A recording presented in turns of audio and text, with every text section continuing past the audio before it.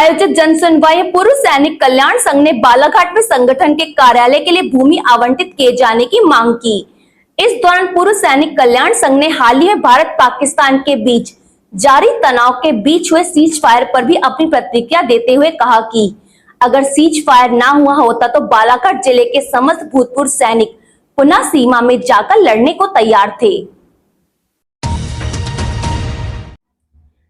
ज्ञापन सौंपने पहुंचे पूर्व सैनिक कल्याण संघ के बैनर तले सौंपे गए ज्ञापन को लेकर संघ के अध्यक्ष संजीव कुमार धुवारे ने बताया कि पूर्व सैनिक के कार्यकाल के लिए कलेक्टर मृणाल मीणा को ज्ञापन सौंपा गया है।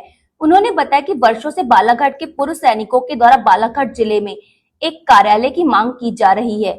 उन्होंने बताया कि पूर्व सैनिकों का कार्यालय जिले से 90 किलोमीटर की दूरी पर स्थित सिवनी जिले में है, जिससे पूर्व सैनिकों को व्यक्तिगत दस्तावेज कार्य हेतु बहुत ही कठिनाइयों का सामना करना पड़ता है।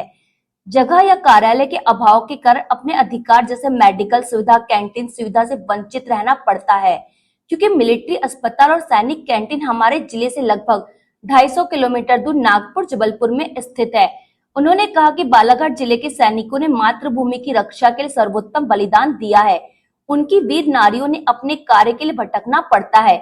आज दिनांक तक पूर्व सैनिकों को वहां भी आवंटित नहीं की गई है। हमारी मांग है कि जल्द से जल्द हमें भूमि आवंटित की जाए। भूतपूर्व सैनिक संगठन के लिए अपना कार्यालय के लिए कलेक्टर साहब को पहले भी हमने लेटर दे चुके थे कि उन्होंने बोले कि ज़मीन आवंटित नहीं होगी, आपके लिए एक हाल जो क्या बोलते हैं इसको बिल्डिंग कहीं जगह हो तो आप लोग बताइए तो हम उसको आवंटित करेंगे।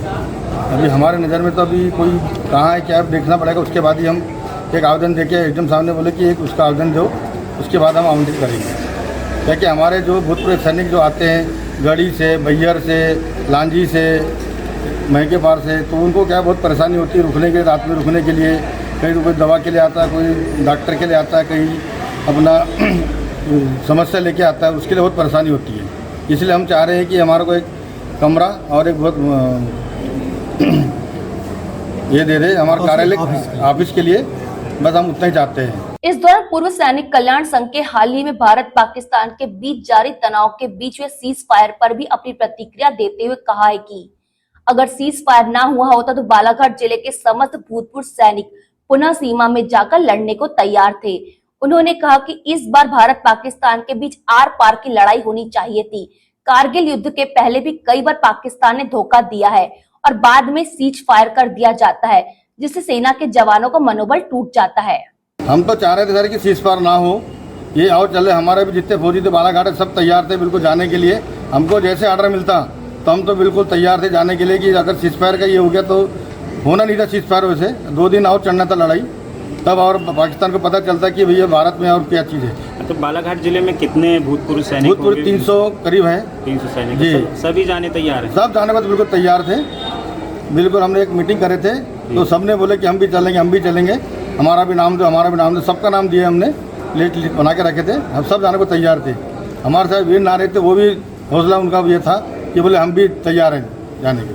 अच्छा भैया, आप लोग क्या चाहते हैं, इसमें क्या होना चाहिए था वैसे अगर देखा जाए? ये तो भैया आर पार की लड़ाई होना था। क्या इसने इसके पहले कारगिल युद्ध के पहले भी उसने बहुत धोखा दिया, बहुत आगे थे, उनको पीछे करा गया, फिर उसके बाद सीज फायर दे दिया गया। ये हर जगह आगे तक जाता क्या उसमें फौजी भाइयों को जो इसमें रहते बॉर्डर पर रहते हैं उनका मुराद थोड़ा डाउन हो जाता है। अगर ये चलते रहेगा, सीज फायर नहीं करते, अगर चलते रहता तो क्या है कि उसको समझ में आता पाकिस्तान को कि भी ये बहुत बड़ी गलती कर लिया मैंने,